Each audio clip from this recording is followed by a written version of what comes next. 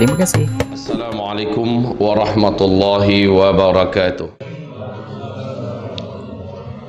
Alhamdulillahi rabbil alamin wal aqibatu lil muttaqin wala udwana illa 'alal zalimin. Asyhadu an la ilaha illallah wa asyhadu anna sayyidana wa habibana Muhammadan abduhu wa rasuluh la nabiyya ba'dah.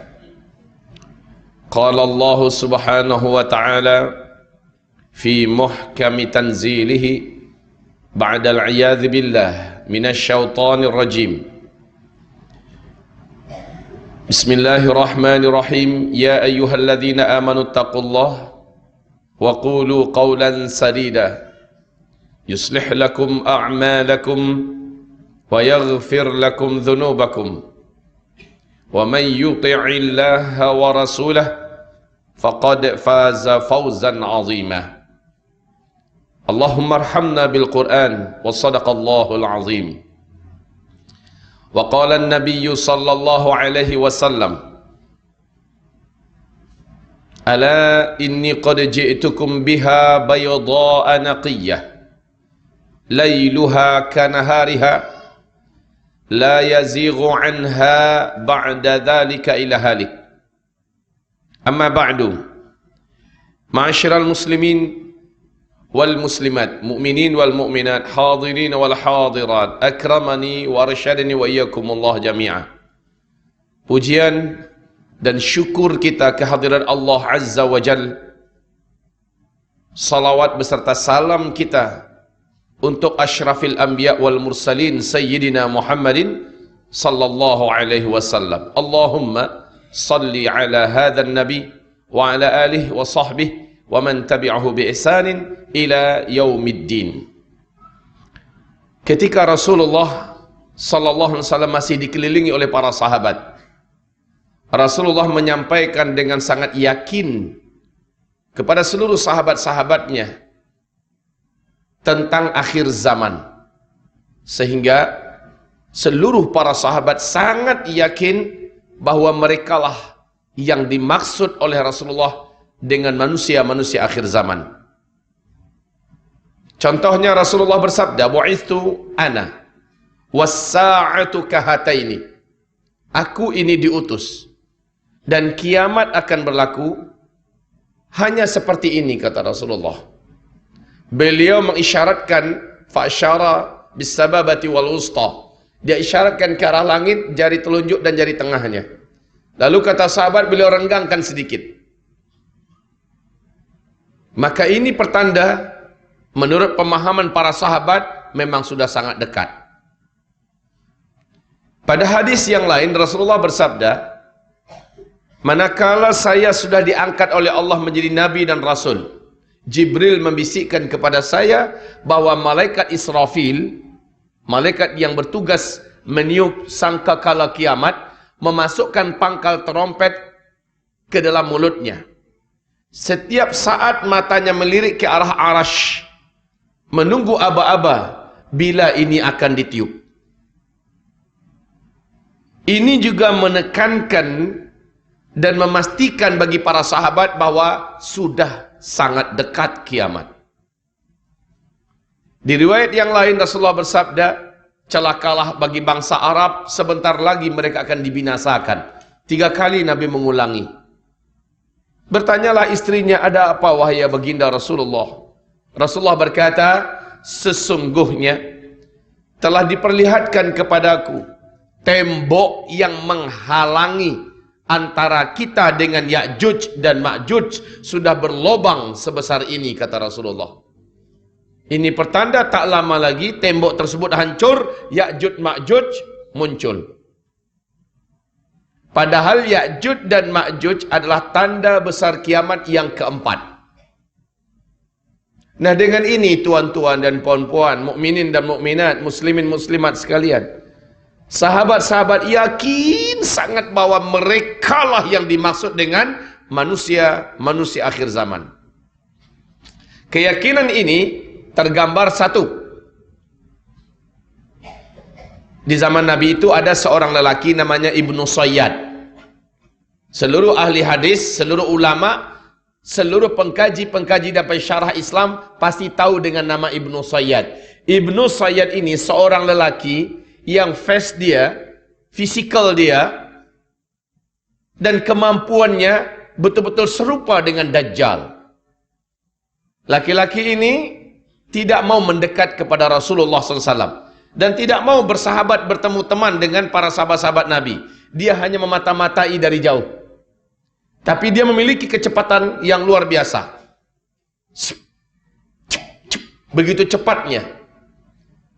Ketika Nabi Muhammad dengan Umar bin Khattab sedang berbual-bual di luar, dekat dengan kebun kurma, Rasul dan Umar melihat ada Ibnu Sayyad sedang melihat ke arah mereka sambil memata-matai.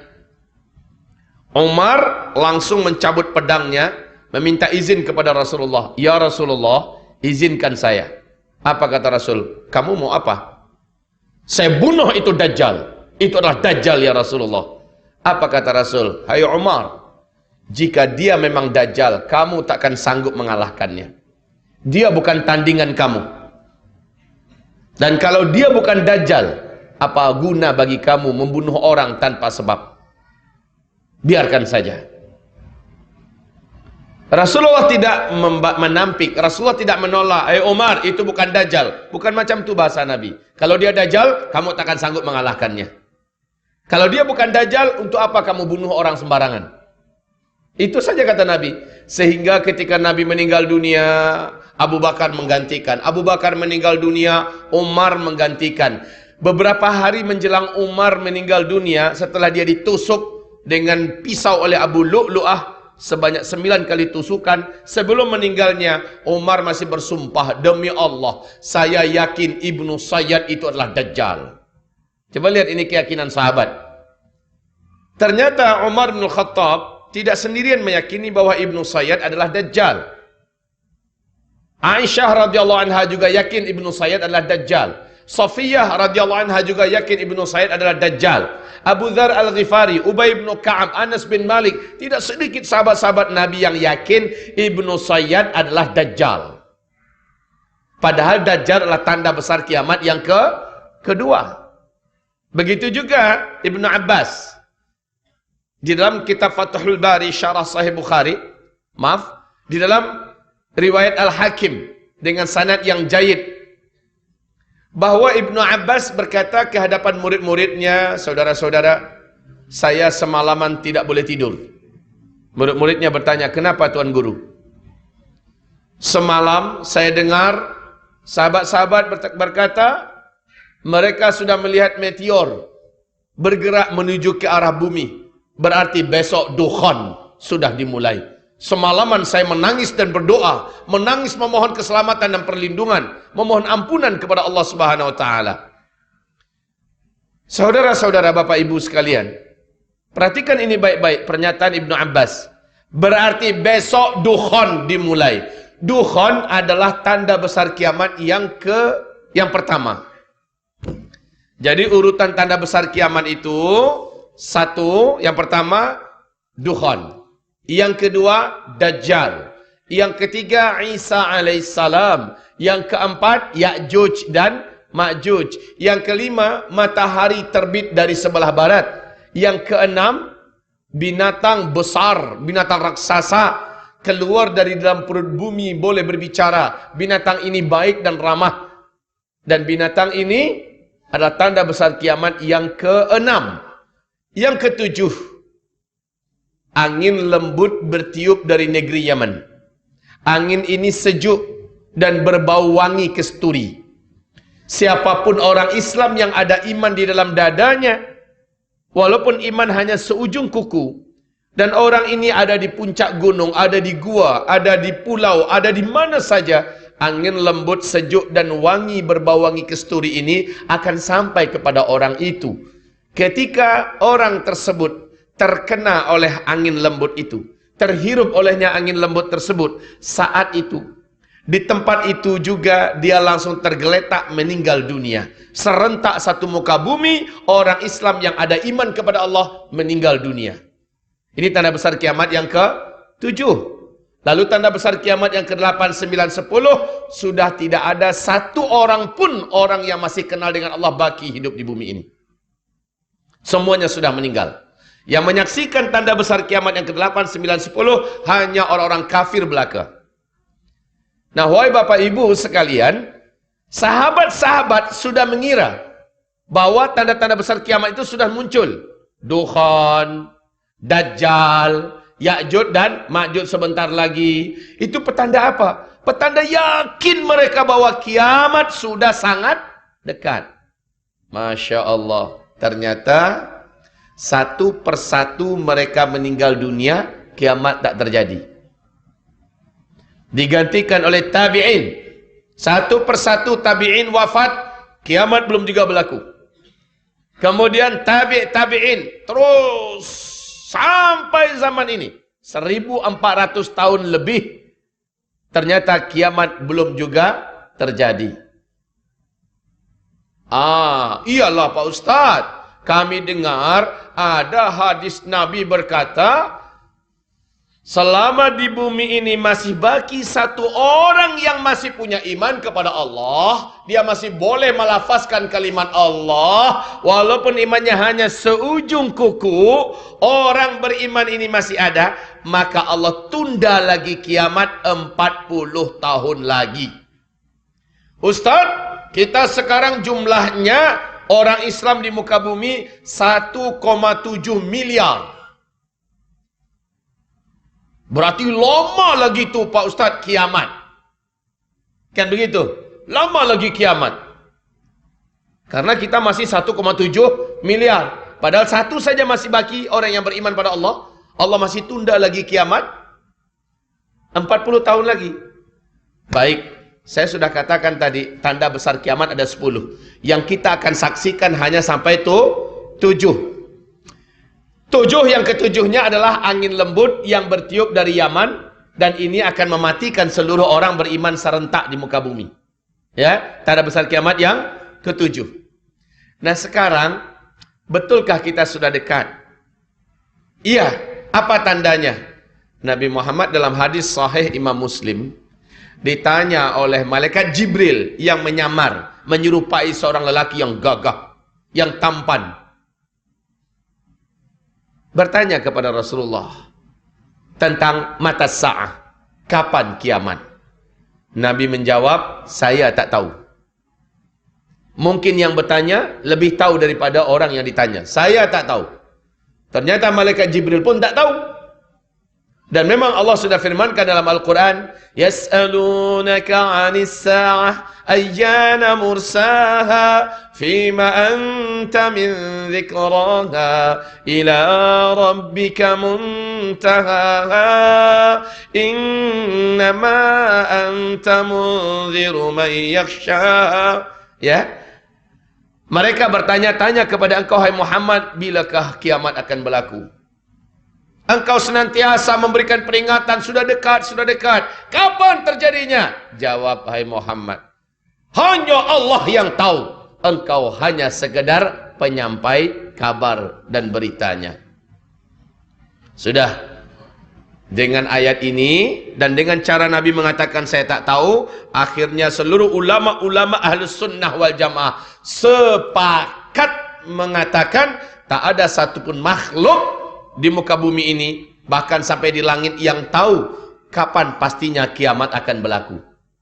Maka ini jadi akidah kita. Kita wajib menolak mentah-mentah siapapun dan ramalan kiamat kapanpun. Sumbernya dari manapun kita tolak. Walaupun dari seorang kiai besar, seorang khalifah kutub, seorang syekh kabir berani mengatakan, wah, hafiz Quran 30 juz, semua kitab kuning dalam kepalanya, semua ilmu-ilmu apa dalam kepalanya, dia boleh berjalan di atas awan, tidak basah kena air, tidak terbakar oleh api, janggutnya dari sini sampai ke Menara Petronas panjangnya, dan dia memberikan kabar kiamat akan berlaku tarikh anu, bulan anu, tahun anu. Wajib kita tolak. Ini akidah kita. Jadi kapan kiamat berlaku? Allahu a'lam, hanya Allah yang tahu. Oke, Tapi ketika Nabi Muhammad ditanya oleh malaikat Jibril tadi, akhbirni an amaratiha. Muhammad, oke kalau begitu.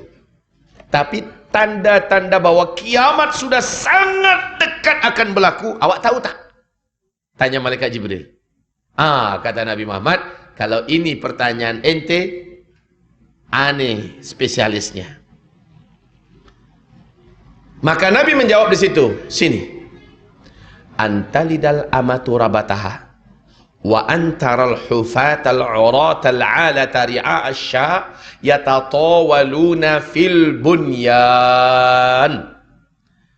Setelah Nabi menjawab demikian, orang ini pergi, malaikat ini pergi. Apa artinya? Apabila nanti engkau hidup dan engkau temukan satu zaman, orang yang hidup pada zaman itu sebelumnya mereka hidup miskin, kere, fakir, hanya penggembala ternak, saking miskinnya mereka tak sanggup nak membeli selipar. Mereka bertelanjang dada. Tiba-tiba mereka kaya raya, menjadi kuaya raya. Dan mereka sangat berjaya, sangat berkuasa. Lalu mereka saling berlumba-lumba, berbangga-bangga membangun gedung-gedung yang tinggi-tinggi.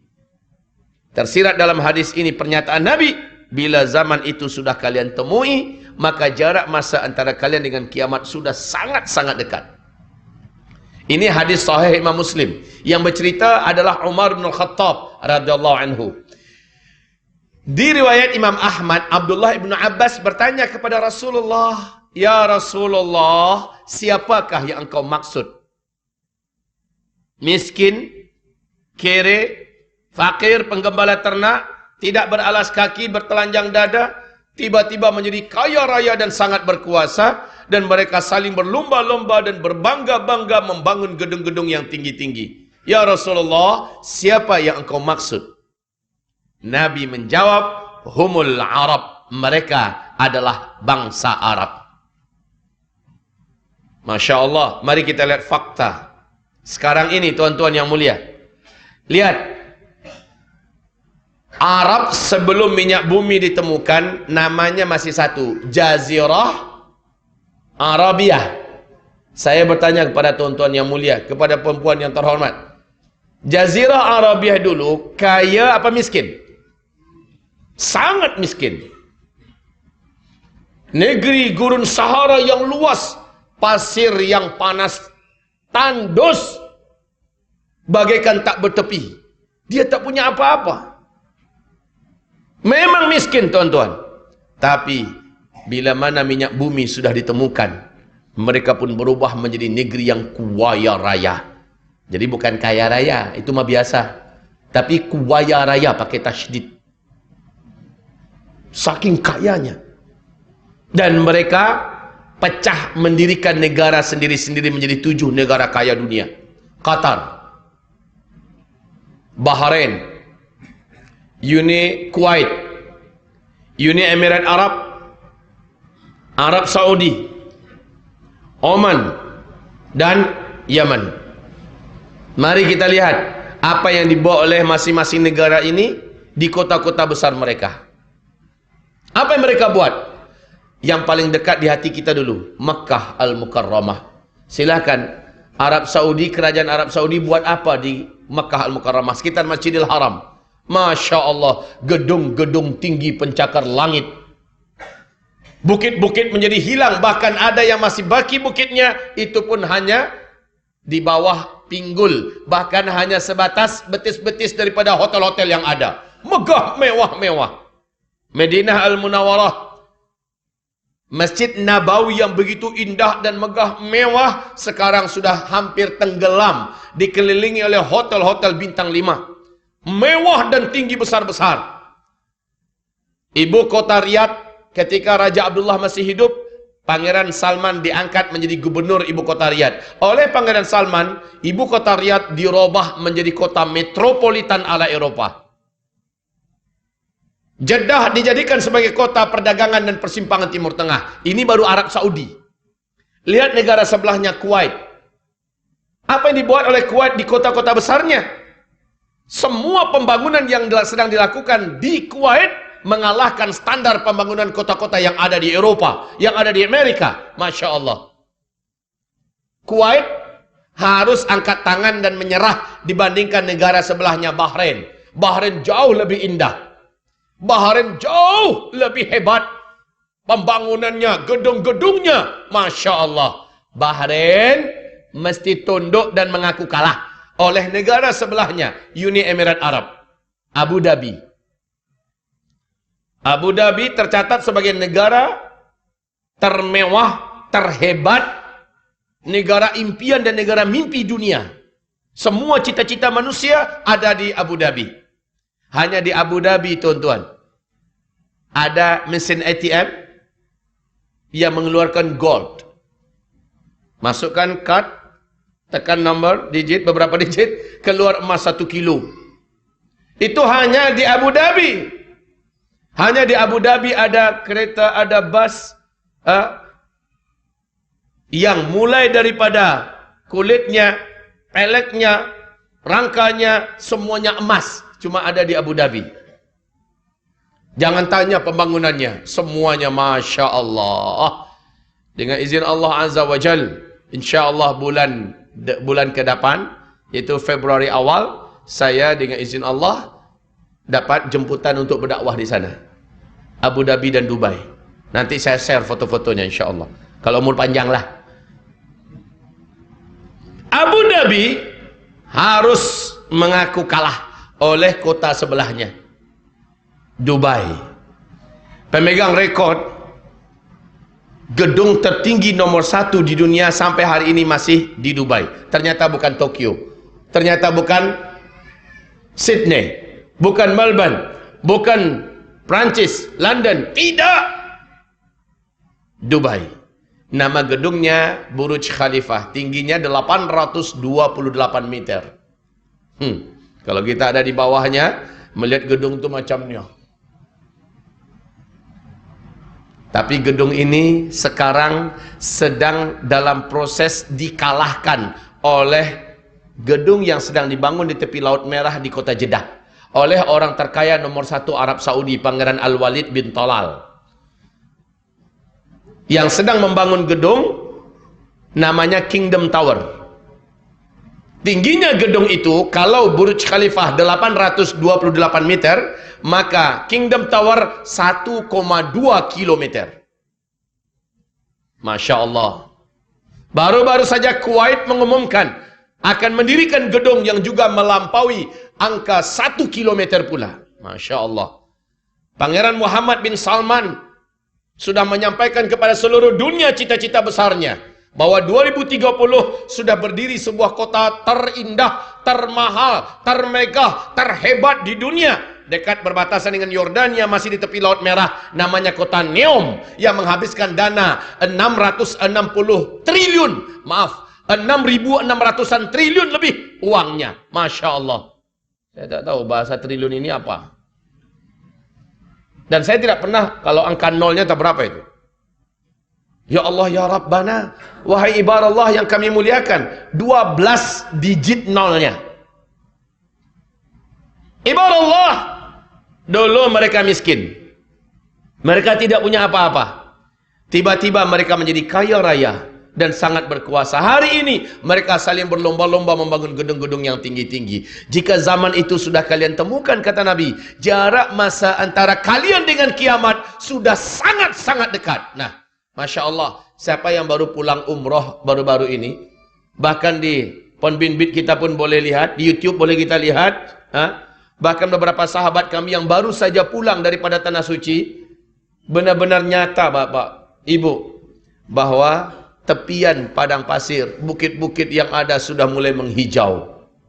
Rasul mengatakan, kiamat tidak akan berlaku sampai Arab kembali menghijau. Sekarang sudah berlaku. Sungai-sungai bukan lagi mengalir airnya, tetapi sudah banjir-banjir di sana. Masya Allah. Pada tahun 2011, Imam Masjidil Haram namanya Syekh Saud Shuraim, dalam khutbahnya menyampaikan hal yang sangat mengguncang bagi umat Islam. Apa kata beliau dalam khutbahnya? Kalian lihat dan perhatikan. Hai umat Nabi Muhammad. Rasulullah pernah mengajak Muadz bin Jabal radhiyallahu anhu berjalan-jalan di dekat daerah Tabuk. Lalu apa kata Rasulullah? Hai Muadz, apabila lembah ini, apabila daerah ini sudah mulai dibungkusi salji, maka itu antara ubun-ubun engkau dengan kiamat sudah sangat dekat sekali. Salji turun pertama kali di Tabuk 2009. Hanya semata kaki. 2011 sudah 1 betis tingginya. Sekarang salji yang ada di Tabuk sudah 1 meter. Sampai ke Riyadh. Bahkan Mekah ke Madinah beberapa areanya sudah ada yang berbungkus salju. Masya Allah, ibadah Allah. Apakah ada petanda yang lebih terang daripada ini? Allahumma salli ala Sayyidina Muhammad. Perhatikan kembali. Di dalam hadis yang sahih menurut syarat Bukhari dan Muslim, Rasulullah bersabda, La taqumus sa'ah hatta yahsiral furatu bi jabalin an dhahab yaqtatilun nas alaih fayuqtalu kullu mi'atin tis'atun wa tis'un fayaqulu kullu rajulin minhum la'alli akuna ana alladhi anju. Kiamat tidak akan terjadi. Kiamat tidak akan berlaku sampai terlebih dahulu sungai Efrat di Irak mengering. Di Timur Tengah itu ada 3 sungai paling besar. Nil, Tigris, dan Efrat. Kiamat tidak akan terjadi sampai sungai Efrat di Irak mengering. Sungai Efrat ini, ulunya adalah di Turki. Lehernya Syria, bodinya di Irak, dan ujungnya atau ekornya adalah di Iran. 4 negara. Bodinya ada di Irak.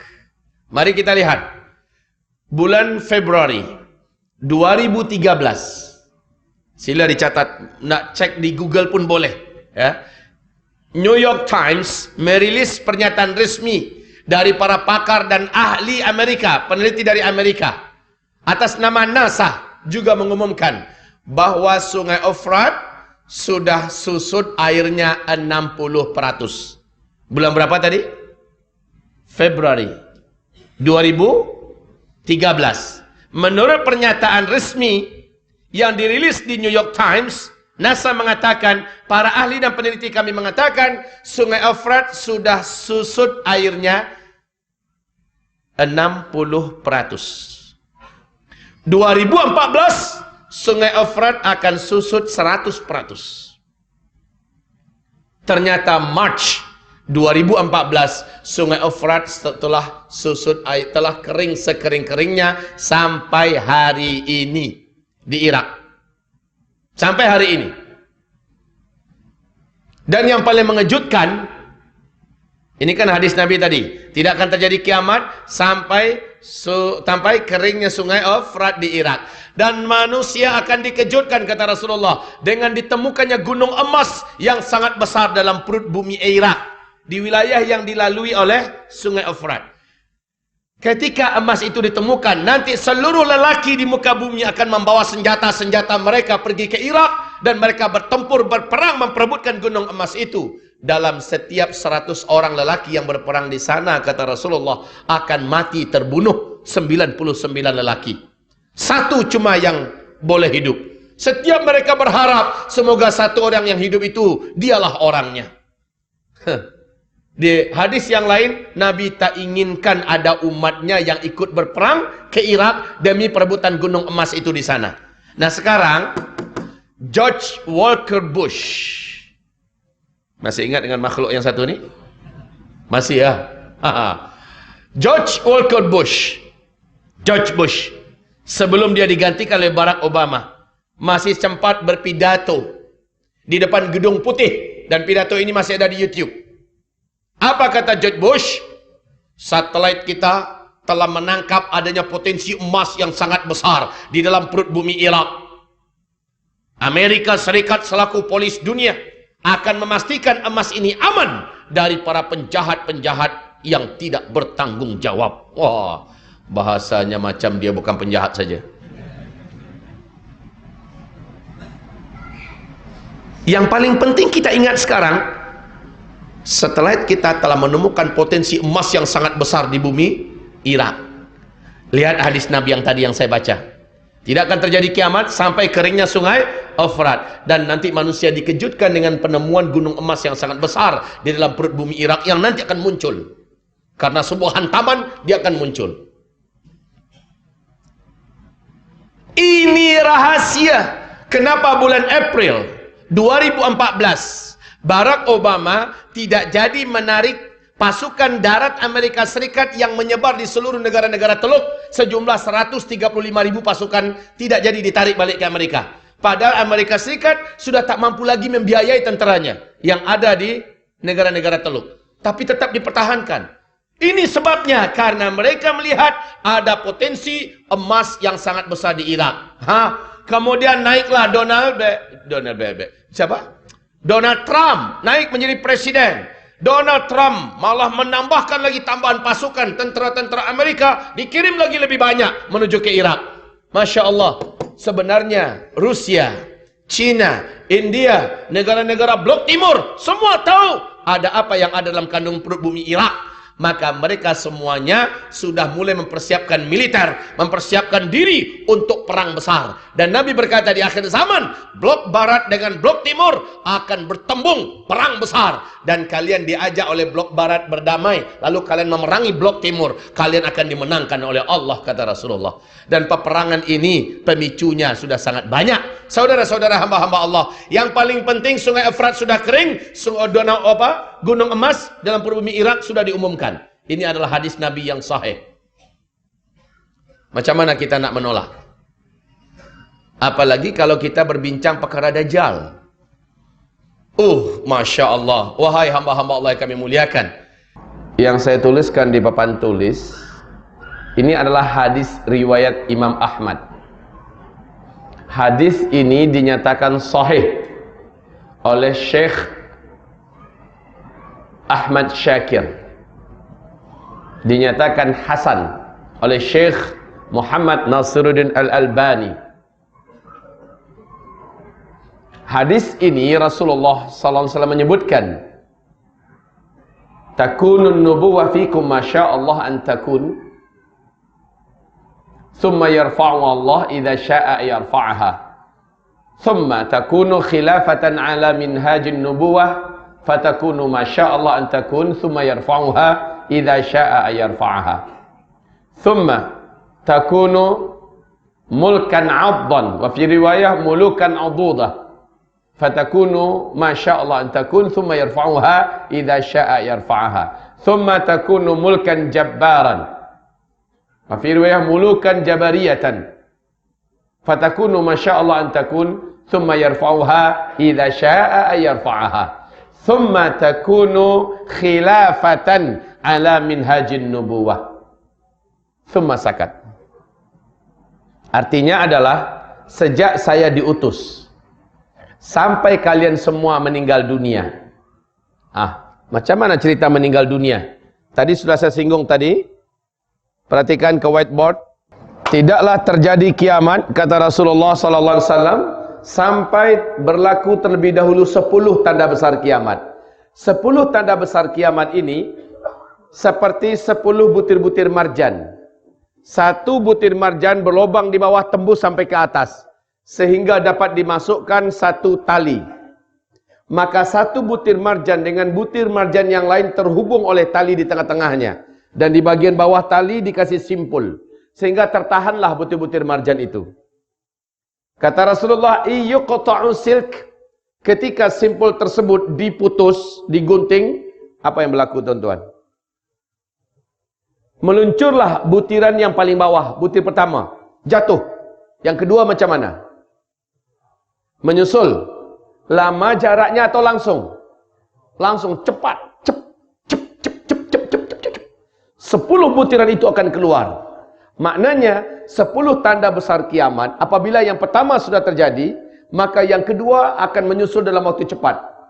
Jaraknya tidak pakai 1000 tahun atau 100 tahun, 10 tahun, tidak. Tapi dalam waktu yang sangat berdekatan. Dan 10 tanda besar kiamat ini seluruh dunia akan merasakan, menyaksikannya. 10 tanda besar kiamat ini, 4-nya akan terjadi pada fase keempat. Ini tanda besar kiamat yang pertama. Terjadinya dukhan, yaitu kabut tebal yang teramat sangat tebal lagi panas, bersatu dengan awan dengan asap yang panas, menyelimuti bumi selama 40 hari 40 malam. Bumi gelap gulita, tidak ada yang mampu melihat apapun. Orang tidak boleh membezakan bila malam bila siang. Sehingga para sahabat bertanya, macam mana kami nak membezakan waktu solat? Nabi mengatakan, kalian kira-kira saja. Telapak tangan kalian dekatkan ke arah wajah, tak sanggup melihat apapun. Padahal itu siang hari, tak sanggup lihat apa-apa. Dukhan akan terjadi apabila terjadi hantaman meteor. Ini hantaman meteor. Riwayat hantaman meteor ini adalah dari Ibnu Abbas yang tadi saya bacakan hadisnya. Ketika meteor mendekati bumi, Ibnu Abbas yakin besok dukhan sudah dimulai. Dari mana Ibnu Abbas tahu? Dia bukan seorang astronomi, bukan seorang ahli fisika, tapi beliau mengetahui masalah ini. Pasti Rasulullah yang menginformasikan kepada sahabat. Dari mana Rasulullah tahu? Pasti Allah yang memberi ilmu kepada Nabi Muhammad. Jadi hantaman meteor inilah yang akan menimbulkan dukhan. Saya katakan tadi ada simpul di bawah. Ketika simpul itu diputus, keluarlah yang pertama. Simpul itu adalah meteor. Meteor ini merubah kehidupan secara total di muka bumi. Rasulullah bersabda, setelah meteor ini nanti kalian semua kembali ke zaman seperti saya, zaman seperti beliau, yaitu kenderaan kalian kembali kepada kuda. Senjata kalian akan kembali kepada pedang, panah, tombak. Thumma udtum min haitsu bada'tum wa udtum min haitsu bada'tum wa udtum min haitsu bada'tum. Nanti kalian semua kembali seperti zaman sekarang. Jadi jangan heran kalau seorang ahli fisika dunia, bapak fisika dunia, namanya Albert Einstein. Apa kata beliau ketika ditanya oleh 2000 wartawan seluruh dunia? 2000 jurnalis seluruh dunia bertanya kepadanya, kira-kira menurut pandangan engkau seperti apa perang dunia ketiga? Semula dia tidak nak menjawab, tapi karena dipaksa, akhirnya dia menjawab. Apa kata Albert Einstein? Saya tak tahu. Senjata apa yang akan kalian gunakan dalam perang dunia ketiga? Tapi yang pasti, semua teknologi modern, semua senjata canggih yang hari ini kalian ciptakan untuk perang dunia ketiga, semuanya tidak ada yang boleh digunakan. Kalian semua nanti akan perang dengan senjata manual. Masya Allah. Seorang Albert Einstein menjawab demikian. Steve Jobs, kita masih ingat dengan nama ini? Termasuk orang terkaya di dunia, pemilik Apple. Sebelum matinya, di hadapan ribuan karyawannya, dia berpidato. Dan pidatonya ini sudah ditranslate ke seluruh bahasa dunia. Kalau di newspaper kami, Republika di Indonesia, terbit 2 kali terbitan. Apa pernyataan Steve Jobs? Setelah saya nanti tidak ada, setelah nanti saya mati, kalian semua tak lama lagi kembali ke zaman batu. Ini pernyataan Steve Jobs. Steve Jobs, Albert Einstein bukan orang bodoh. Mereka adalah para saintis, para ilmuwan, ahli. Dan mereka bicara bahwa masa depan tanpa teknologi. Padahal kita sekarang sedang mulai menuju puncak teknologi. Ternyata Rasulullah mengatakan, kalian semua nanti akan kembali ke zaman kuda. Akan kembali ke zaman tombak, panah, dan pedang. Itulah cara kalian hidup saat itu nanti. Maka Masya Allah kaum muslimin, meteor akan menabrak bumi di akhir zaman, kata Rasulullah, akan menimbulkan petaka besar di muka bumi. Sehingga dukhan dimulai. Dan dukhan ini adalah azab bagi orang-orang kafir. Azab bagi orang Islam yang suka maksiat, suka dosa. Tapi kata Rasulullah, orang beriman yang amalnya bagus, orang beriman yang soleh dan taat sebelum hantaman meteor lalu terjadi dukhan. Ketika dukhan terjadi, orang beriman selamat semuanya. Orang beriman yang soleh, yang taat, selamat semua. Tapi orang kafir, orang Islam yang hobi maksiat, suka buat dosa, mereka tersiksa seperti orang kafir dan orang musyrik. Kulit mereka akan melecuh. Dada mereka bagaikan terasa terbakar. Kedua bola mata seperti nak lepas daripada tempatnya. Panas. Hanya iman dan amal solehlah yang akan menyelamatkan pada masa hantaman meteor. Baik. Kapan meteor ini akan terjadi? Fi hadhil ummah khasfun wa maskhun wa qadhfun. Pada umat ini nanti kata Rasulullah akan terjadi khasaf. Khasaf yaitu banyaknya terjadi bagian bumi ini yang terbelah. Tenggelam karena tsunami. Reruntuhan bukit-bukit sehingga banyak yang tenggelam, air laut naik, banjir di mana-mana. Maskhun wa qadhfun, hujan meteor akan menghantam bumi di akhir zaman. Wa maskhun, banyak orang-orang yang berubah bentuknya menjadi buruk rupa dan jelek. Qalu, para sahabat bertanya, wa matadzak ya Rasulullah? Alangkah mengerikan yang engkau sampaikan ini ya Rasulullah. Kapan itu akan berlaku? Nabi bersabda, apabila umatku sudah melakukan tiga benda ini, tiga perkara ini bersamaan, secara serentak mereka buat. Kalian temukan di zaman itu serentak. Idza zaharatil qainat, ini yang pertama. Wal ma'azif, ini yang kedua. Wasyuribatil khumur, ini yang ketiga. Apabila umatku di mana-mana sudah banyak bermunculan biduanita, penyanyi-penyanyi wanita di mana-mana. Kedua, wal ma'azif, apabila musik, alat-alat musik sudah disenangi, dicintai, disukai oleh umatku di mana-mana. Di mana-mana. Bahkan Arab Saudi yang dulu paling terkenal, tertutup dalam masalah ini sejak 2 tahun belakangan. Ketika Arab Saudi dipegang oleh Muhammad bin Salman, Arab Saudi sudah menjadi negara liberal. Dan kita sudah dengar, di mana-mana di kota-kota besar di Arab Saudi, sudah sering diadakan konser-konser musik raksasa. Betul tidak? Jangankan itu lagi, di depan Masjidil Haram, di bawah Hotel Safwa, kan ada tempat orang biasa menjual muratal Quran. Al-Quran dan muratal-muratal Quran banyak dihidupkan di sana. Asal kita lewat di Hotel Safwa, pasti hidupnya muratal Quran. Tapi kemarin saya terkejut. Saya ketika lewat dengan jamaah, musik sedang diputar di situ. Ada jamaah kita yang berang karena ini Masjidil Haram, ini mutar musik. Lalu ditanya pakai bahasa Inggris, apa yang kamu lakukan ini? Ini Masjidil Haram, ini tanah haram. Kenapa kamu putar musik? Apa kata dia? Kenapa awak yang sibuk? Kenapa awak yang ribut? Kerajaan kami sudah membolehkan. Inna lillahi wa inna ilaihi. Ini yang dimaksud oleh Rasulullah, apabila musik sudah disenangi, disukai dan banyak ditemukan di tengah umatku di mana-mana. Yang ketiga, wasyuribatil khumur, apabila benda-benda memabukkan, barang-barang memabukkan sudah menyebar dan beredar di tengah umatku di mana-mana, maka pada saat itulah meteor akan menghantam bumi. NASA Amerika Serikat sudah mengumumkan ancaman bumi ke depan. Para pakar astronomi dunia sudah mengumumkan ada peluang bumi kita mengalami hantaman meteor. Sudah. Ini sudah kita lihat betapa dekat masanya. Nah, dukhan akan disusul, ini tanda besar kiamat pertama ya. Ini tanda besar kiamat pertama. Paling lama 3 tahun nih paling lama terjadilah tanda besar kiamat kedua. Tanda besar kiamat yang kedua paling lama 3 tahun saja jaraknya.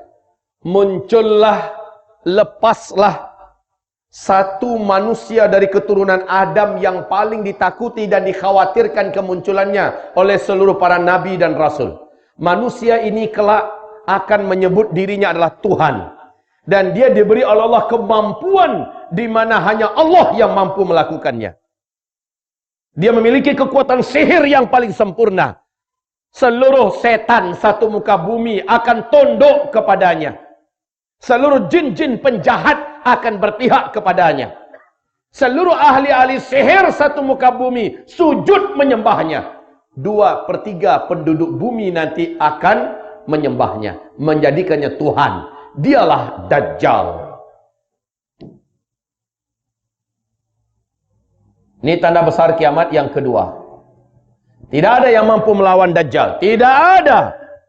Bahkan Imam Mahdi pun dikepung oleh Dajjal. Siapa Imam Mahdi? Imam Mahdi ini yang nanti akan memimpin fasa kelima. Imam Mahdi kemunculannya pasca atau setelah Dukhan. Di sini Al-Mahdi. Al-Mahdi ini keturunan kandung Rasulullah sallallahu alaihi wasallam yang nanti akan lahir di Madinah Al-Munawwarah, kecil di Madinah Al-Munawwarah, remajanya di Madinah Al-Munawwarah, dewasanya di Madinah Al-Munawwarah, hidup di lingkungan ilmu dan ahli ilmu, sangat soleh dan sangat taat, ilmunya banyak. Al-Mahdi ini keturunan kandung Rasulullah dari Hasan bin Ali. Ya, akan tetapi ini kita tidak membahas Al-Mahdi malam ini. Sebagaimana kita juga tidak membahas Dajjal. Kita hanya menyebutkan selintas, ya. Oke, kaum muslimin. Halo. Jadi Imam Mahdi pun tak kuasa nak menghadapi Dajjal. Padahal Imam Mahdi sudah menaklukkan seluruh kota-kota dan negara-negara di muka bumi ini. Imam Mahdi sudah mempersatukan umat Islam satu muka bumi. Tapi Dajjal mengepungnya. Dan Dajjal siap untuk membunuhnya. Ketika itu, barulah Allah turunkan anti-Dajjal. Yang mampu menghabisi Dajjal. Yang mampu membunuh Dajjal. Adalah tanda besar kiamat yang ketiga. Dialah Isa alaihis salam.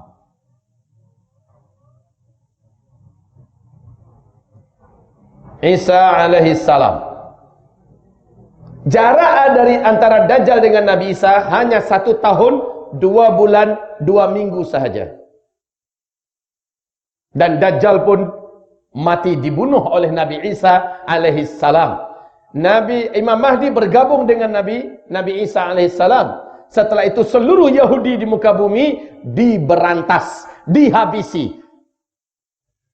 Dan beberapa bulan kemudian terjadilah tanda besar kiamat yang keempat. Dan ini sekaligus penutup fasa keempat. Apa itu? Yaitu yang Allah ceritakan dalam surat Al-Kahfi ayat 94 sampai 100. Ya'juj dan Ma'juj, ya. Inilah dia bangsa yang paling jahat, paling brutal, yang akan membunuh siapapun yang manusia yang mereka jumpai. Jumlah mereka, kata Rasulullah, dalam 1000 orang manusia ketika itu 999-nya adalah Ya'juj dan Ma'juj. Cuma 1 yang kita. Maka tidak ada satupun manusia di bumi boleh melawan Ya'juj dan Ma'juj. Bahkan Nabi Isa pun dengan Imam Mahdi beserta orang-orang beriman disuruh oleh Allah lari dan bersembunyi dari Ya'juj dan Ma'juj. Singkatnya, Ya'juj dan Ma'juj langsung Allah yang akan musnahkan dengan kekuasaan Allah. Lalu bumi kembali menjadi aman dan tenang. Imam Mahdi menjadi khalifah pada fasa kelima. Inilah dia masa-masa aman. Masa-masa aman. Tidak ada satupun manusia di muka bumi berperang. Tidak ada bencana-bencana alam di mana-mana. Bahkan seluruh hewan buas dibuat jinak oleh Allah. Seluruh binatang-binatang berbisa diangkat bisanya oleh Allah. Seluruh manusia makmur sejahtera. Tidak ada yang miskin. Tidak ada satupun orang-orang miskin di muka bumi. Bahkan kata Rasulullah SAW, hidup di dunia bagaikan hidup di dalam surga. Senang betul. Masa-masa aman. Inilah dia janji Allah, tegaknya kembali khilafah Islamiyah memimpin seluruh dunia dengan konsep kenabian. Nah, pada masa ini akan terjadi 3 tanda besar kiamat. Tanda besar kiamat yang kelima, matahari terbit dari sebelah barat. Saya singkat saja MTB. Matahari terbit dari sebelah barat. Hanya satu kali saja terbitnya. Setelah sebelumnya bumi gelap gulita selama 3 malam berturut-turut. Lalu kemudian matahari diperintahkan oleh Allah, kembalilah engkau ke tempat biasanya engkau berada, dan muncullah dari tempat biasanya engkau tenggelam. Matahari pun terbit dari sebelah barat, naik sampai ke pertengahan atas. Sampai di atas, matahari kembali tergelincir menuju ke arah barat dan tenggelam seperti biasa. Besoknya matahari terbit seperti biasa dari arah timur. Pada waktu duhanya terjadilah tanda besar kiamat yang ke-6, yaitu firman Allah surat An-Naml. Surat An-Naml ayat yang ke-82. Keluar dari dalam perut bumi seekor binatang raksasa, berkaki banyak, bertangan banyak. Binatang ini sangat baik dan ramah. Dia boleh berbicara dengan bahasa manusia mana saja. Dan dia membawa tongkat Nabi Musa dan cincin Nabi Sulaiman. Binatang ini memberi tanda dengan cepat kepada manusia yang dijumpainya. Dia muncul di 3 tempat yang berbeza, di waktu yang berbeza. Kemunculan terakhirnya adalah dari dalam perut bumi kota Mekah. Dia bagi tanda kepada manusia. Apabila dia jumpa manusia yang beriman, dia tahu mana yang beriman, mana yang tidak. Allah yang bagi tahu dia. Maka cincin Sulaiman diusapkan ke wajah orang itu. Kata Rasulullah, wajah itu menjadi bersih, menjadi bersinar, putih dan indah. Ketika dia berjumpa dengan orang kafir, ujung tongkat Nabi Musa diketokkan ke atas kepalanya sedikit, menghitamlah wajah orang itu.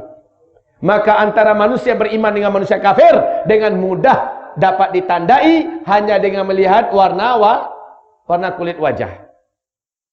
Tanda besar kiamat yang ke-7. Nah, ini dia. Tanda besar kiamat yang ke-7. Ini adalah akhir keberadaan orang Islam. Apa ini?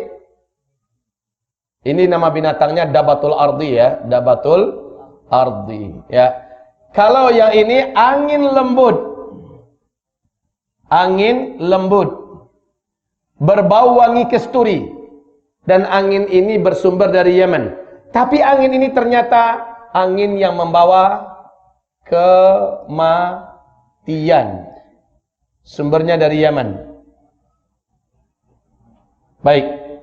Nah, ibadallah yang kami muliakan, seluruh orang beriman meninggal dunia dalam peristiwa tanda besar kiamat yang ke-7. Oke, ini adalah finish. Maksud finish itu apa? Orang Islam yang beriman di muka bumi selesai sampai di sini, tak ada lagi baki. Tanda besar kiamat ke-8, 9, 10 kita sudah tak ada. Maknanya ini kabar baik. Kiamat, kehancuran alam semesta, orang Islam tidak akan pernah menyaksikannya. Alhamdulillah. Dan Nabi bersabda, setelah habis seluruh orang Islam di muka bumi, 1 atau 2 generasi setelah itu barulah terjadi kiamat besar, kehancuran alam semesta. 1 atau 2 generasi. 1 generasi menurut ilmu sosial, 1 generasi menurut ilmu sosial adalah 25 tahun, tuan-tuan. 25 tahun. Sejak kita lahir, kanak-kanak, remaja, dewasa, usia 25 biasanya manusia menikah. Dalam menikah dia pun melahirkan anak. Lahir anak dianggap sudah lahir generasi baru. Maka 1 generasi adalah 25 tahun dalam ilmu sosial. Nabi bersabda tadi hadisnya, selama di bumi ini masih ada baki 1 saja orang yang masih punya iman kepada Allah, Allah akan tunda lagi kiamat 40 tahun lagi. Sementara kita tahu seluruh orang beriman serentak wafat dalam peristiwa tanda besar kiamat yang ke-7. Berarti setelah ini 40 tahun lagi. Sesuai tidak? Sesuai, ini 25. 1 atau 2 generasi kata Nabi. Nah, ini berarti antara 25 tahun ke 50 tahun. Dan Nabi mengatakan di hadis tadi 40 tahun lagi. Berarti sesuai. Masya Allah ya. Tapi kita sudah tak akan menyaksikan kejadian itu. Amin. Baik, nah dari start ke finish, kalian akan mengalami 5 fase sejarah. Fase sejarah pertama adalah fase kenabian. Di mana umat ini langsung Nabi Muhammad yang pimpin. Dan ini berlangsung selama 23 tahun. Kemudian setelah itu kalian akan memasuki fase kedua. Di mana umat ini dipimpin oleh Khulafaur Rasyidin dengan konsep kenabian. Rasul berkata lamanya 30 tahun. Ini sudah selesai pula. Setelah habis masa khilafah, umat Islam dipimpin oleh para khalifah yang menggunakan sistem kerajaan. Dan ini ternyata yang paling panjang, paling lama. 1227 tahun. Di dalamnya ada 3 dinasti. Dinasti Bani Umayyah, dinasti Bani Abbasiyah, dan dinasti Bani Utsmaniyah. Fase ketiga seluruh ahli sejarah sepakat mengatakan sudah selesai. Kapan? Runtuhnya khilafah Islamiyah Al-Utsmaniyah di Turkiya pada tarikh 3 bulan Mac 1924. Fase ketiga sudah selesai. Kita masuk pada fase keempat. Ini fase tergelap, fase terberat, fase mulkan jabariyan, fase penguasa-penguasa diktator di muka bumi. Inilah fase kediktatoran. Ciri khasnya tidak ada khilafah Islamiyah di sini. Dan Islam dan kaum muslimin pada fase ini betul-betul dizalimi, ditindas di mana-mana. Betul tidak? Ini fasenya. Terasa apa tidak Bapak Ibu? Fase di mana ini sangat luar biasa. Dan ujian buat imannya orang-orang beriman pada masa ini sangat berat. Sangat berat. Maka wajar kalau kata Rasulullah bersabda, pada fase itu orang yang istiqomah dan sabar, nilai pahala mereka pada masa itu setara daripada 50 pahala para sahabat. Kaget para sahabat dengarnya. Ya Rasulullah, khamsina rajulan minna am minhum, 50 kami pahalanya atau 50 mereka? Nabi berkata 50 kalian. Hebat orang-orang yang istiqomah pada fase keempat ini. Sabar dalam berislam, istiqomah dalam menjalankan agama. Orang-orang ini akan dapat ujian yang berat, maka diberi pahala oleh Allah, pahala yang besar. Tapi pada masa ini kata Nabi, akan banyak umatku yang paginya beriman, sorenya murtad. Akan ada yang sore masih beriman, besok paginya sudah kafir, murtad, hanya gara-gara fulus. Hanya gara-gara kedudukan, posisi, jabatan. Hanya gara-gara iming-iming dunia, dia rela melepaskan imannya, menjual agamanya. Ini fase keempat, fase kita. Dan pada fase inilah terjadinya 4 tanda besar kiamat yang pertama. Oke, nah sekarang Rasul bersabda dari start ke finish ini, ternyata ada penjelasan dari Rasulullah berapa lama sebenarnya masa ini. Masya Allah, ini punya kajian khas. Kajian ini disebut dengan umur umat Islam, dari start ke finish. Umur umat Islam. Saya tak bahas dulu sekarang. Silakan buka YouTube, dengarkan kajian saya. Buka YouTube, tulis saja nama saja, Zulkifli Muhammad Ali. Itu keluar semua. Atau Uzma Media TV Channel. Uzma Media TV Channel. Nah, silakan, semua kajian saya tentang apa saja lengkap di situ. Baik tuan-tuan yang mulia, jarak masa ini akan membuat Bapak Ibu semuanya terbelalak. Percaya tak percaya, Rasulullah menyebutkannya. Ternyata tak lama lagi kita semua akan sampai pada tanda besar kiamat yang ke-7. Wahai hamba-hamba Allah yang kami muliakan, bila mana Bapak mendengarkan kajian tentang Dajjal.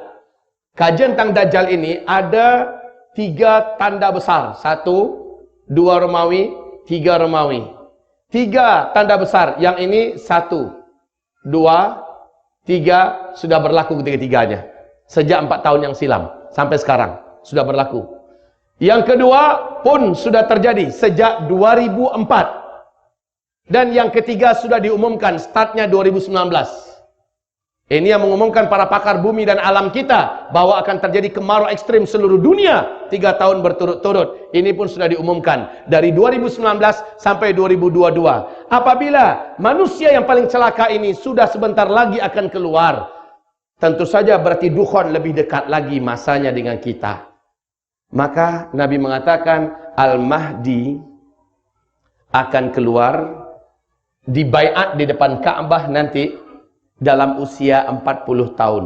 Di hadis yang lain mendekati usia 40 tahun. Dia akan dibaiat di depan Ka'bah, antara rukun Hajar Aswad dengan maqam Ibrahim. Tanda-tanda kemunculan Al-Mahdi kata Rasulullah, apabila sudah terjadi huru-hara di seluruh dunia, khususnya Timur Tengah. Apabila salji sudah turun di negeri Arab, apabila sungai Efrat sudah kering airnya dan ancaman perang dunia akan terjadi, apabila seorang raja yang menguasai Mekah Madinah meninggal dunia, ada 3 putra mahkota yang keturunannya akan saling bergaduh dan ribut. Dan sejak Februari 2015 Raja Abdullah wafat, digantikan oleh Pangeran Salman. Ketika itu ada 3 putra mahkota, Pangeran Salman, Pangeran Tolal, dan Pangeran Mukrin. Dan sekarang anak-anak para putra mahkota ini sedang bergaduh, ribut hebat-hebatan. Betul tidak? Kita semua mendengarkan ya wafatnya seorang raja penguasa Mekah dan Madinah. Dan 3 putra mahkota setelahnya, keturunannya akan saling bertembung memperebutkan kekuasaan Mekah Madinah. Rasulullah berkata, tidak satu pun dari mereka yang akan memimpin Mekah Madinah, karena Mekah Madinah akan langsung dipimpin oleh keturunan kandungku Al-Mahdi, kata Rasulullah. Masya Allah. Wafatnya Raja KSA. Setelah itu, apabila terjadi tahun bencana, tahun-tahun bencana. Ini tahun ini yang akan berlaku adalah gempa-gempa di mana-mana. Gunung-gunung berapi meletus. Tsunami di mana-mana. Kehancuran ekonomi global. Seluruh dunia akan kembali dipaksa menggunakan emas dan perak sebagai mata uang. Uang kertas kalian pada saat itu sudah tidak akan berlaku lagi. Orang akan kembali menggunakan emas dan perak. Jadi percayalah Pak, Bitcoin atau electronic money tidak akan berjaya menguasai dunia. Karena ke depan, masih di masa jayanya uang kertas ini, kita semua akan menyaksikan kembalinya dunia menggunakan emas dan perak. Percayalah, karena ini ada hadisnya dari Nabi Muhammad, uang kertas kalian pada masa itu, kata Rasulullah, akan berserakan di pinggir jalan, dipermainkan oleh budak-budak kecil kalian. Seperti daun-daun menguning yang berguguran jatuh dari batang pohonnya. Dan manusia saat itu kembali menggunakan emas dan perak. Jadi saran saya kepada tuan-tuan yang mulia, kalau ada punya uang sekarang, kalau ada punya uang, ada rezeki bu, langsung belikanlah emas 1 gram, 2 gram. Ada rezeki belikan 1 emas, 1 mayam. Kalau di Indonesia saya katakan kalau ada rezeki belilah 1 kilo, 2 kilo. Tertawa mereka di Indonesia. Saya tahu yang ketawa ini gak ada duit nih. Tapi yang diam saja, sementara dia punya kemampuan, sudah dibuat. Siapa yang buat? Cina. Cina sudah buat. Amerika Serikat sudah buat. Rusia sudah buat. Inggris sudah buat. Negara-negara besar dunia sudah mulai mengumpulkan emas sebanyak-banyaknya. Mereka tahu bahwa masa depan uang dunia akan kembali menggunakan emas. Kehancuran ekonomi global akan terjadi. Ya, ekonomi global. Dan orang terkaya nomor 2 dunia, Bill Gates, sudah mengatakan 2018 akan start menuju kehancuran ekonomi global paling mengerikan. Dan kemudian setelah itu, ibarat Allah yang kami muliakan, pada tahun ini pula kita akan menyaksikan nanti perang yang terjadi di mana-mana. Perang. Al-Mahdi akan muncul ketika seluruh muka bumi sibuk berbunuh-bunuhan. Perang di mana-mana. Perang. Allahu a'lam apa yang akan terjadi. Makanya kata Rasulullah, pada fasa kelima nanti jumlah laki-laki 1 berbanding 50 wanita. Ternyata laki-laki di fasa ini banyak yang habis duluan.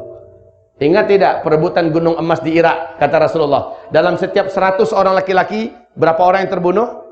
99. Padahal kata Rasulullah, semua laki-laki dari berbagai negara dunia akan datang ke sana membawa senjata-senjata mereka, memperebutkan gunung emas. Itu baru untuk perang besar. Sementara tiap-tiap negara akan mengalami peperangan. Wa kathural haraj. Qalu amal haraj ya Rasulullah? Ya Rasulullah, apa itu haraj? Nabi mengatakan perang. Al-qatslu. Banyak membunuh-bunuhan di sana hanya gara-gara makan. Dia rela membunuh tetangganya sendiri gara-gara lapar. Innalillah, ya. Ini kemarau ekstrim seluruh dunia. Kemarau ekstrim. Dan kemarau ini sudah diumumkan oleh pakar-pakar bumi dan alam kita. 2019 sampai 2022 seluruh bumi akan mengalami kemarau ekstrim 3 tahun berturut-turut. Sementara kita sudah dengar pula bahwa kemunculan Dajjal ditandai dengan terjadinya 3 tahun di mana bumi mengalami kemarau ekstrim dan kelaparan di mana-mana. Maka ini akan mengundang kepada kelaparan. Disinilah orang-orang akan menjadi brutal, menjadi jahat. Untuk bertahan hidup, dia pun akan melakukan apa saja. Ya Allah, kemudian Rasulullah mengatakan, pada masa ini pula akan dibunuh seorang lelaki yang paling dicintai oleh orang-orang beriman satu muka bumi. Lelaki ini Rasul sebut dalam hadis yang sahih, nanti tolong baca dalam hadis. Nabi menggelari laki-laki ini memiliki nafsun zakiyah, seorang lelaki yang memiliki jiwa yang bersih. Tapi jasanya besar buat Islam. Orang satu dunia ini, orang-orang beriman cinta kepadanya, suka kepadanya. Kira-kira siapa orang itu? Entahlah. Saya pun tak tahu. Allahu a'lam. Hanya orang-orang yang hanya prediksi saja. Semoga ini juga tidak tepat, karena saya tidak berani memastikan. Yang saya lihat orang yang sangat banyak jasanya buat Islam di muka bumi saat ini, dan dicintai oleh orang-orang beriman, dibenci oleh orang kafir dan orang munafik. Satu, Zakir Naik. Ini orang luar biasa, jasanya kepada Islam. Jutaan manusia masuk Islam karena lisannya dan luas ilmunya. Tidak sedikit ahli-ahli pakar agama lain tunduk dan tumbang di depannya, dan ada yang bersyahadat masuk Islam. Sehingga dia dianggap berbahaya. India mewajibkan tangkap dia hidup atau mati. Yang kedua, yang punya peluang juga dibunuh, dan ini sudah dipesankan dan disampaikan, yaitu Presiden Persatuan Ulama Seluruh Dunia, Profesor Dr. Yusuf Al-Qardawi. Oleh As-Sisi, Presiden Mesir, sudah diumumkan, tangkap Qardawi hidup atau mati. Ini yang kedua. Yang ketiga, orang yang punya peluang untuk dibunuh pula sementara umat Islam mencintainya, Raja Salman. Sebenarnya kalau seandainya Raja Salman tidak diganggu oleh putra kandungnya Muhammad bin Salman, Raja Salman sudah mulai mengarah kepada mempersatukan umat Islam seluruh dunia. Pencinta ulama, memuliakan ulama, hafiz Al-Quran, anti maksiat dan dosa. Inilah Raja Salman yang akhirnya ditelikungi oleh anak kandungnya sendiri Muhammad bin Salman. Dan beliau ditargetkan untuk dihabisi. Yang keempat, orang yang punya jasa besar dan dicintai oleh umat Islam seluruh dunia yang beriman, ya, Erdogan. Recep Tayyip Erdogan. Ini pun diinginkan kematiannya. Jasa besarnya kepada Islam tidak perlu diragukan lagi. Ini pun orang diinginkan kematiannya oleh musuh-musuh Islam. Yang kelima, keturunan kandung Rasulullah yang menginspirasi kebangkitan dunia dan sekarang sedang tinggal di Mekah, yaitu Habib Rizik Syihab daripada Indonesia. Dialah yang menginspirasi kebangkitan Islam di seluruh dunia pada hari ini, dan dia pun diinginkan kematiannya. Siapa di antara mereka? Allahu a'lam. Yang jelas dari mereka ini semua, mereka dicintai oleh orang-orang beriman. Betul tidak? Nama-nama yang saya sebut tadi kita cinta semua tidak dengan beliau? Semua orang beriman yang kenal dengan mereka pasti cinta. Jasa mereka untuk Islam dahsyat. Nah, dibunuhnya ini menyebabkan orang-orang beriman satu bumi marah. Seluruh malaikat di langit akan marah dengan kematiannya. Dan kata Rasulullah, lalu orang beriman mengalami hiburan dari Allah. Muncullah Al-Mahdi dan orang-orang beriman berbaiat kepadanya. Siapa Al-Mahdi? Bagaimana silsilahnya? Bagaimana ciri-ciri fisiknya? Dan sebagainya. Ini pembahasannya tersendiri. Pokoknya ini tanda-tanda kemunculannya. Tanda-tanda kemunculannya sudah nampak di sini. Dan dia muncul pada tahun tersebut. Pada tahun di mana semua ini sedang terjadi, maka saat itulah Al-Mahdi akan muncul. Al-Mahdi hanya akan muncul ketika tanda besar kiamat yang pertama sudah terjadi. Dukhan. Baik, sangat banyak sekali yang perlu kita uraikan, wahai Bapak Ibu. Waktu kita saja yang tidak mencukupi semuanya. Waktu kita memang sangat tipis. Kesempatan kita bersiap-siap sudah tidak lagi banyak. Dan saya mencemaskan tahun 2019 ini ke atas. Saya sangat mencemaskan. Di mana-mana saya sampaikan, di depan para menteri, di depan para jenderal-jenderal, di depan para orang-orang kaya, orang-orang hebat, rakyat miskin, di depan berbagai negara yang saya masuki, saya sampaikan kepada mereka, bersiap-siaplah. Persiapan yang paling sempurna itu adalah iman dan amal soleh. Tak ada persiapan lain. Sabda Rasulullah sallallahu alaihi wasallam, apabila fitnah di negeri Syam sudah membara. Fitnah di negeri Syam. Syam itu apa? Syria, Palestina, Yordania, Lebanon. Apabila fitnah wal fitanu bisyam, yang dimaksud dengan fitnah-fitnah akhir zaman itu bukan Yaman, bukan Irak, bukan Iran, bukan Rohingya, bukan Uighur, bukan Indonesia atau di mana saja, tapi Syam. Nah, apabila fitnah sudah membara di sana, umat Islam dibantai, masjid-masjidnya dihancurkan, rumah-rumahnya diratakan. Apabila umat Islam dipaksa murtad, diusir dari kampung halamannya, maka ketika itu kata Rasulullah, badiru bil a'mali fitanan. Pada masa itu sabda Rasulullah, wajib kalian berlomba-lomba memperbanyak amal soleh. Berlomba-lomba memperbanyak amal soleh. Amal soleh, stop amal salah. Ini perintah Rasul. Kenapa? Karena orang yang selamat. Jadi fitnah di negeri Syam itu di sini posisinya. Karena sejak 2011 kan, sejak 2011 kita menyaksikan fitnah di Syam. Nah ini. Dan sinilah Rasulullah SAW bersabda, badiru bil a'mali fitanan. Berlomba-lombalah kamu memperbanyak amal soleh. Sebab hanya orang-orang yang punya banyak amalan soleh lah yang akan dijaga oleh Allah dan selamat. Ini perintah tegas dari Rasulullah. Sebab umat Islam setelah itu akan mengalami hujan yang terus meningkat sampai Dajjal keluar. Orang yang punya iman dan amal soleh akan dijaga oleh Allah. Dukhan datang, cuma orang beriman yang amal solehnya banyak yang akan selamat. Dajjal lepas, Dajjal masuki seluruh kota-kota di muka bumi. Orang-orang beriman yang beramal soleh yang akan terjaga imannya. Karena kata Rasulullah, ketika Dajjal datang, mayoriti manusia akan sujud dan mengangkat Dajjal sebagai Tuhan. Saya khawatir, Pak, kalau saya hidup ketika Dajjal itu nanti muncul, saya rasa saya pun tidak berani jamin diri saya akan selamat, iman saya maksud saya.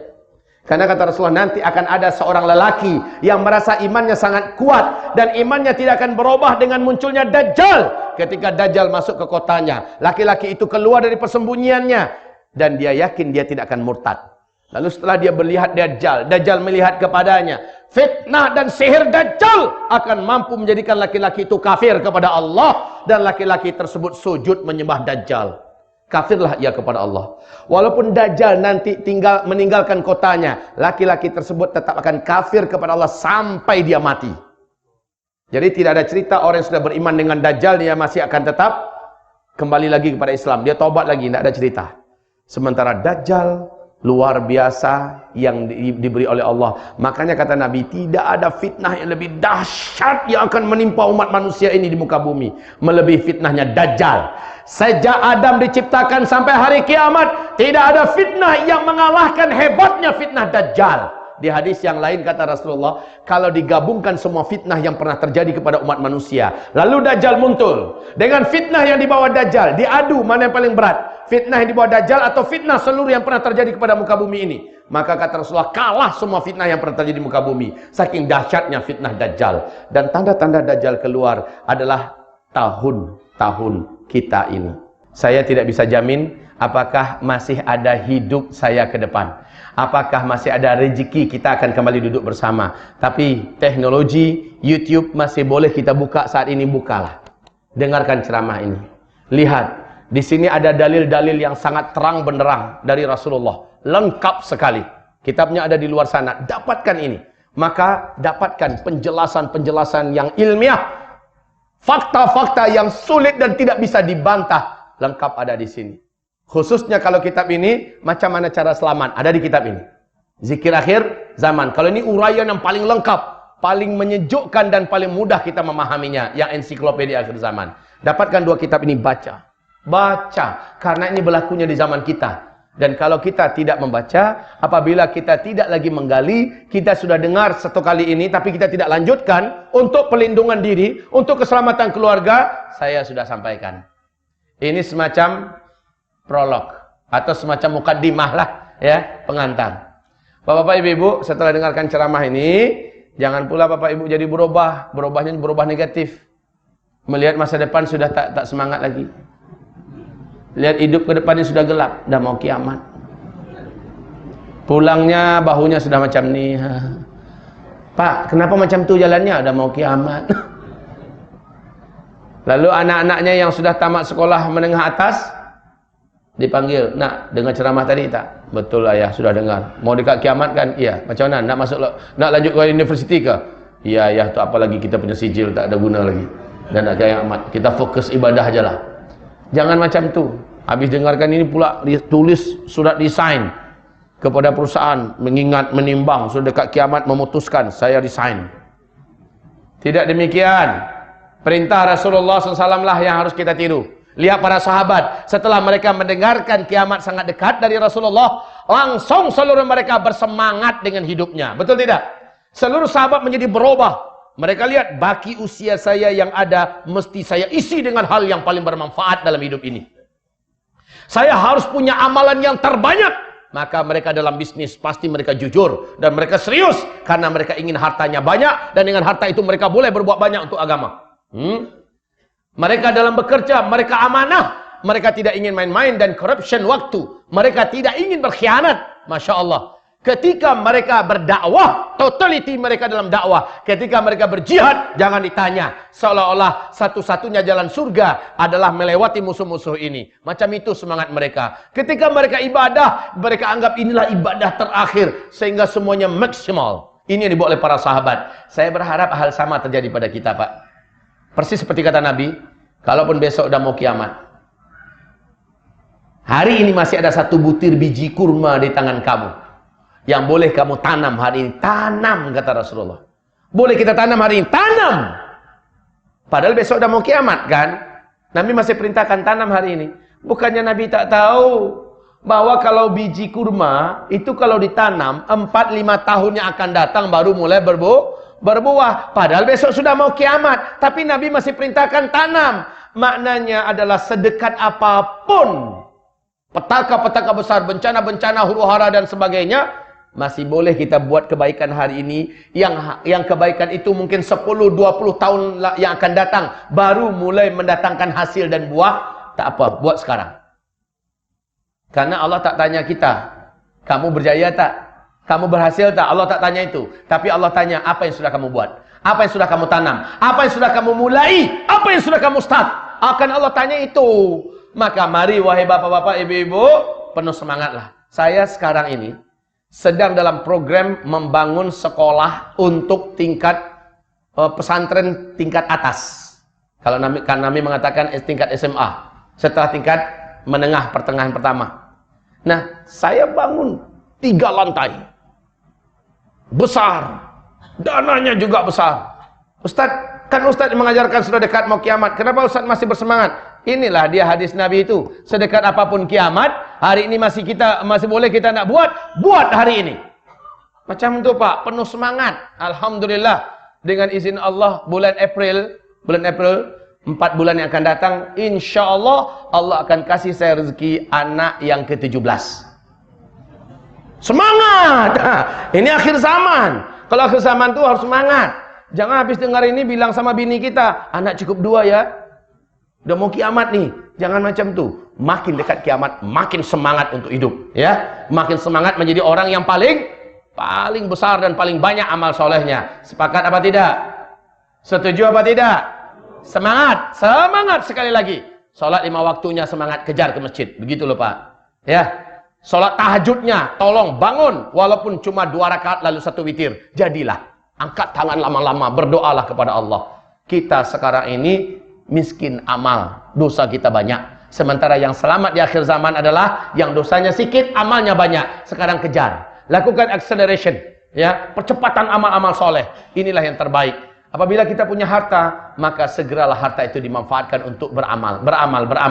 Ini ada pondok tahfizul Quran, Darul Al-Azhar.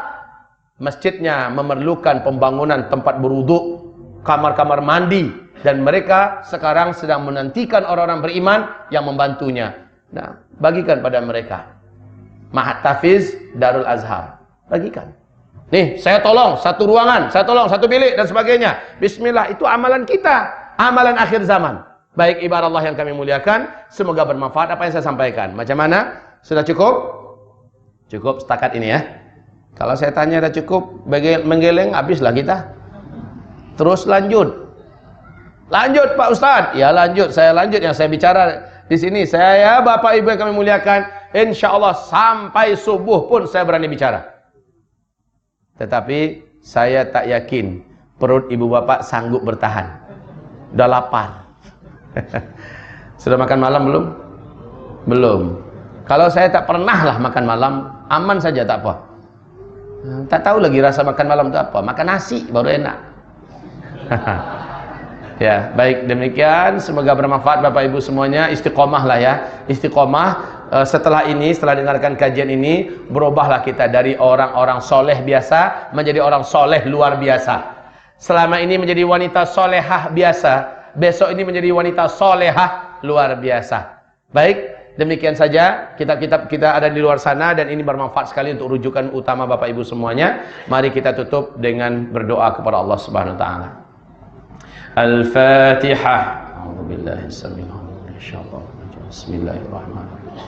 Alhamdulillahi Rabbil Alamin Ar-Rahmanir Rahim Maliki Yawmiddin Iyaka na'budu wa iyaka nasta'in Ihdinas siratal mustaqim Siratal ladzina an'amta alaihim Ghairil maghdubi alaihim waladdallin Amin. Allahumma salli wa sallim ala asyrafil anbiya'i wal mursalin Sayyidina Muhammadin sallallahu alaihi wasallam wa ala alihi wa sahbihi ajma'in wa man tabi'ahu bi ihsanin ila yaumiddin. Allahumma ighfir lil muslimina wal muslimat wal mu'minina wal mu'minat al ahya'i minhum wal amwat bi rahmatika ya sami'un qaribun mujibud da'wat. Ya Allah, Ya Hayyun Ya Qayyum, birahmatika nastaghith, la hawla wa la quwata illa billah. Ya Allah, kuatkanlah iman kami di akhir zaman ini ya Allah. Kokohkanlah hati kami di atas agamamu dan di atas jalan siratal mustaqim. Ya Allah, tambahkan kesabaran untuk kami ya Allah, dan jadikanlah kami termasuk di antara hamba-hambamu yang istiqamah. Ya Allah, Ya Rabb kami, jagalah diri kami, istri-istri kami, pasangan-pasangan hidup kami, anak, keturunan dan seluruh zuriat kami, serta keluarga besar kami dari fitnah dan petaka-petaka besar di akhir zaman. Dan dari fitnah Masihid Dajjal, kami berlindung kepada Engkau ya Allah menjadi kafir di akhir zaman. Kami memohon kepadamu, selamatkan kami di antara menjadi orang-orang murtad di akhir zaman. Ya Allah, kuatkan hati kami sehingga kami menyenangi amalan-amalan soleh dan jadikan kami jijik dan merasa benci dengan dosa, benci mendekati tempat-tempat dosa ya Allah. Wahai Rabb kami, satukanlah hati kami sesama umat yang beriman, sesama umat Nabi Muhammad ya Allah, yang beriman dari ahlus sunnah wal jamaah. Ya Allah, Ya Arhamar Rahimin, Ya Mujibas Sa'ilin, Ya Qadiyal Hajat, Ya Rafi'ad Darajat. Ya Allah, Ya Arhamar Rahimin, jadikanlah akhir hayat kami mengucapkan kalimat La ilaha illallah. Berilah kami rezeki husnul khatimah. Lindungi kami ya Allah dari su'ul khatimah.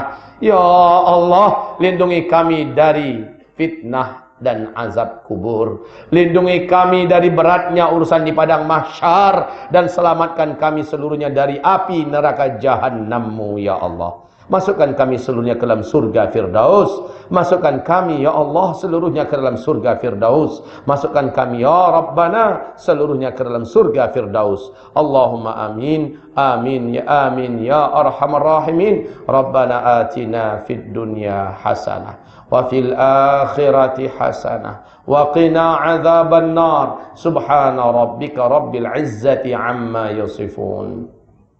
Wassalamun alal mursalin walhamdulillahi rabbil alamin. Allahumma amin. Sallallahu. Baik Bapak Ibu, mari kita sama-sama membaca surat Wal Asri. A'udzu billahi minasy syaithanir rajim. Bismillahirrahmanirrahim. Wal 'asri innal insana lafi khusr illa alladhina amanu wa 'amilus shalihat wa tawasaw bil haqq wa tawasaw bis sabr. Allahumma arhamna bil Qur'an wa sadaqallahul azim. Allahumma arhamna bil Qur'an. Bapak Ibu, ada amanah dari saya. Pertama, setelah keluar dari sini, bagi yang mampu menyampaikan, bantulah sampaikan pada yang lain, biar yang lain-lain juga melakukan persiapan. Kemudian bila tak mampu menyampaikan, download dari YouTube, kemudian buatlah CD, kemudian perbanyak, bagi-bagikan. Sharelah dakwah ini kepada yang lain. Semoga yang lain pun tersadar, kemudian terjaga daripada tidur panjangnya, kemudian menganggap bahwa saatnya harus serius dalam hidup ini, mempersiapkan keselamatan hari akhir yang sudah di depan mata. Kemudian yang ketiga, insya Allah Bapak Ibu sekalian, saya senantiasa membawa untuk dalam rangka menolong agama Allah, baik untuk pembangunan, untuk pesantren tahfiz Quran dan sebagainya, untuk membiayai para da'i-da'i dan seterusnya. Saya bawa souvenir ini. Ini adalah kesturi. Kesturi bibit asli daripada India yang sudah kita ruqyah. Ini adalah kesukaan Rasulullah. Coba lihat tanda besar kiamat yang ke-7. Angin lembut yang bertiup dari negeri Yaman. Angin ini berbau wangi kesturi. Dan kesturi ini kesukaan Rasulullah yang paling disukainya. Dan ini pun sudah kita ruqyah, sehingga siapapun jin dan syaitan pengganggu yang ada dalam tubuh kita, tubuh keluarga kita, semoga saja dengan menggunakan parfum ini Allah jadikan mereka tak kuat bertahan dan Allah enyahkan mereka dari tubuh kita semua. Amin ya rabbal alamin. Benda ini ada di luar sana, dapatkanlah, niatkan untuk dua hal: hidupkan sunnah, kemudian dapatkan nilai berinfak di jalan Allah Subhanahu wa taala. 100%-nya adalah untuk menolong agama Allah Subhanahu wa taala. Demikian saja, semoga bermanfaat. Mari kita tutup dengan doa kafaratul majlis. Siapapun yang baca doa ini, kata Rasulullah, sebelum ia berdiri dari tempat duduknya masing-masing, Allah gugurkan dosa-dosa kecil yang ia perbuat sebelum itu. Sama-sama kita baca. Subhanakallahumma wa bihamdika asyhadu an la ilaha illa anta astaghfiruka wa atubu ilaik. Walhamdulillahi rabbil alamin. Wabillahi taufiq wal hidayah. Wassalamu alaikum warahmatullahi wabarakatuh. Peperangan Portugis ke atas Melaka adalah sebahagian daripada Perang Salib. Rupanya Perang Salib berlaku dekat tanah Melayu. Nak serang Turki direct, tak mampu. Portugal tak mampu. Mereka dalam misi dan rangka untuk menyerang Mekah. Kita telah menyelamatkan Mekah sebelum diserang oleh Portugis.